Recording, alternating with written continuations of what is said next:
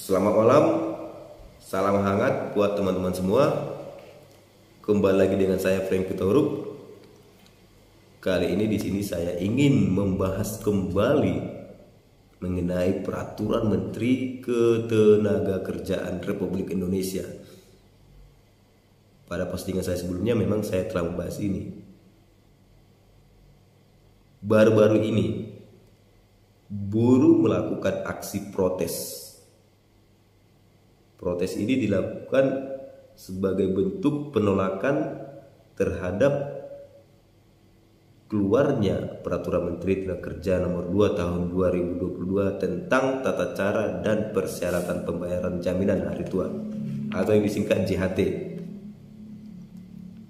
Dalam aksi demo kali ini, buruh meminta agar pemerintah segera mencabut Peraturan Menteri Tenaga Nomor 2 Tahun 2020 ini, serta meminta kepada Presiden agar segera mencabut ataupun mencopot Menteri Ketenagakerjaan dari jabatannya. Menjadi pertanyaan besar, apakah Peraturan Menteri Ketenagakerjaan ini memang sangat dibutuhkan pada situasi pandemi saat ini?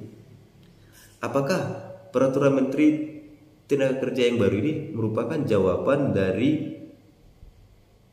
banyaknya karyawan ataupun pekerja ataupun buruh yang diberhentikan pada saat situasi pandemi ini?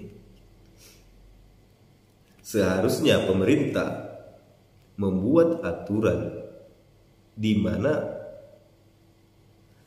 apabila buruh diberhentikan pada situasi saat ini, mempermudah dalam pencairan hak-haknya. Para buruh sangat-sangat keberatan dengan adanya aturan yang baru, di mana dalam aturan yang baru ini batas usia dalam pencairan dana JHT-nya dibatasi dengan umur 56 tahun. Baru-baru ini juga Menteri Tenagakerja membuat statement bahwasanya pencairan dana JHT itu tidak harus berumur 56 tahun, akan tetapi dapat dicairkan apabila setidaknya buruh telah menjadi peserta di BPJS Ketenagakerjaan selama 10 tahun. Di saat situasi pandemi ini, bahkan ada buruh tidak lama bekerja, bahkan tidak sampai 10 tahun bekerja telah diberhentikan. Banyak buruh diberhentikan oleh pengusaha atau pemberi kerja dengan alasan berbeda-beda pada situasi yang sulit ini, pada situasi pandemi ini. Seharusnya pemerintah membackup bagaimana apabila ada para buruh diberhentikan pada saat situasi pandemi ini, segera mungkin mempercepat pencairan hak-haknya. Itulah harusnya aturan yang dikeluarkan oleh pemerintah, bukan peraturan yang seakan-akan mempersulit para buruh dalam pencairan dana JHT-nya. Peraturan menteri yang baru ini tidak lebih baik dari peraturan menteri yang lama, yaitu Peraturan Menteri Tenagakerja Nomor 19 Tahun 2015, di mana dalam peraturan menteri yang lama ini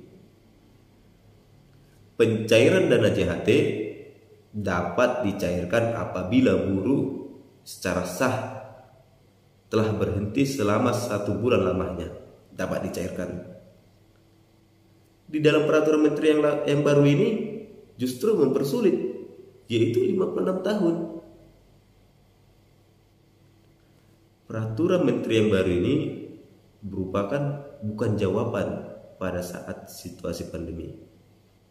Seperti yang kita ketahui, dana JHT ini ada, yaitu iuran dari pekerja, para buruh, iuran dari para buruh dan pengusaha, di mana para buruh ini tempat para buruh ini bekerja. Inilah dari iurannya dapat dari buruh dan pengusaha pemberi kerja. Yang dapat dikatakan bahwasanya dana JHT ini memang 100% milik para buruh. Jaminan hari tua tidak harus diterima pada saat usia tua. Di sini pemerintah seolah-olah mencurigai ataupun dapat dikatakan dalam kutip masyarakat ataupun pekerja tidak dapat mengelola keuangannya. Seakan-akan pemerintah mengatakan bahwasanya nanti kalau cair cepat habis duitmu, tak ada lagi untuk masa depanmu. Padahal pada situasi pandemi saat ini, dana sekecil apapun itu sangat penting dan perlu untuk menopang perekonomian dan keuangan daripada buruh apabila berhenti bekerja. Banyak yang harus dihadapi. Peraturan menteri yang baru ini seolah-olah dibuat sangat tergesa-gesa. Seakan-akan peraturan ini sangat penting pada saat pandemi ini. Ternyata tidak.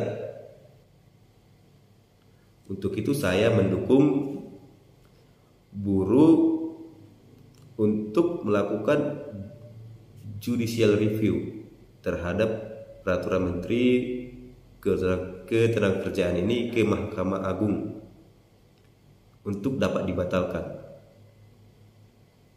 sebagai upaya agar para buruh dapat sejahtera, dapat nyaman, dapat terjamin hak-haknya. Salam hangat, sekian dari saya. Terima kasih.